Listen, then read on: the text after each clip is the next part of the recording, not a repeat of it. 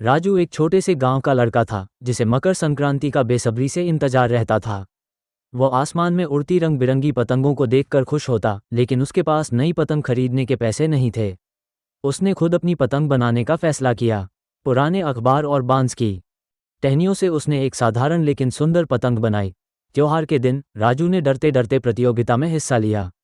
दूसरे बच्चों की पतंगें चमकदार और महंगी थीं, लेकिन राजू की पतंग अपनी सादगी और चमकीले रंगों के कारण अलग दिख रही थी।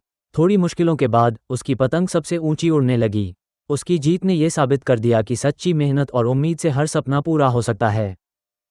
मुंबई में रहने वाला शर्मा परिवार रोजमर्रा की भागदौड़ में एक दूसरे के लिए समय नहीं निकाल पाता था।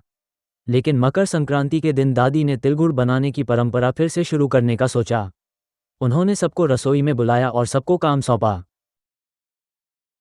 तिल भूनने और गुड़ पिघलाने की महक से रसोई भर गई। इसी बीच दादी ने पुराने त्योहारों की कहानियां सुनाईं। सब हंस पड़े जब छोटे मोहन ने तिलगुड़ की एक पूरी थाली गिरा दी। दिन के अंत में सिर्फ तिलगुड़ की मिठास ही नहीं, बल्कि प्यार और हंसी से भरे अनमोल पल भी परिवार के पास थे। ये त्योहार उन्हें साथ रहने और छोटे छोटे पलों को संजोने का महत्व सिखा गया।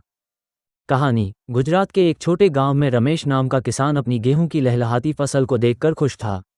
महीनों की मेहनत और ईश्वर की कृपा से इस साल की फसल बहुत अच्छी हुई थी। मकर संक्रांति के दिन पूरे गांव ने मिलकर त्योहार मनाने की योजना बनाए। रमेश ने सूरज देवता को धन्यवाद देने के लिए अपने घर को फूलों और रंगोली से सजाया। उसकी पत्नी ने खिचड़ी और तिल के लड्डू बनाए। उन्होंने अपने पड़ोसियों के साथ ये मिठाई बांटी।